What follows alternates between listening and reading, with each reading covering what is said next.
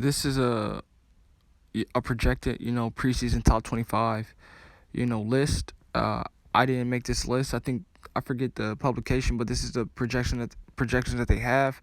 So they have Michigan State coming in this season at number 10. Obviously, Michigan State coming off a very, very successful year last year. Mel Tucker with a huge deal. Michigan State should be improved. They have some guys coming back. I do expect their defense to be better. Now I'm interested to see how they're going to replace Kenneth Walker. That's going to be very interesting. Top 10, we'll see. Obviously, they've had success against their in-state rival. That bodes well, and Mel is going to have those guys playing really, really tough. So I think 10 maybe is a little too high, I think. But, for them, that's huge. I think they're maybe 15 and 17. I think 10 is very, very high. But I'm interested to see if they live up to being a top 10 team this year. I think they get OSU at home this year. They get my Buckeyes at home this year. So we'll see what they're about. That team up north coming in at number 8. Now, they have a quarterback controversy, so to speak. Obviously with Cade and JJ. We'll see how that plays out. They have, some pieces coming back. I like their defense. I seen the spring game. I think they have a star at that cornerback position. That team up north, obviously, they have a very, very favorable schedule.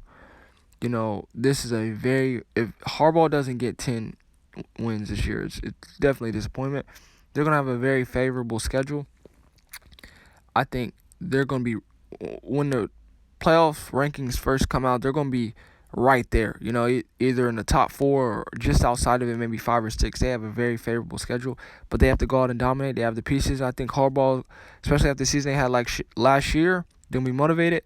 And then they have my Buckeyes coming in at number 2. Very, very tough to.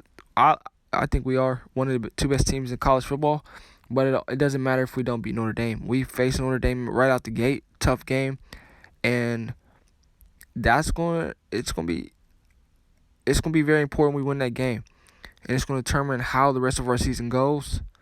Because we've seen in the past Ohio State lose a game, and then we lose 2 games. And 2 games, when we lost 2 games, we were unable to make the college football playoff. We don't have a lot of room for leeway.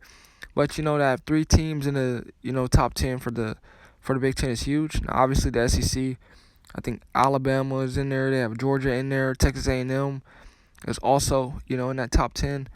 These are the 2 premier conferences, and it's going to be arms race, and we're going to see which conference can potentially get 2 teams in that college football playoff. You can't forget about USC.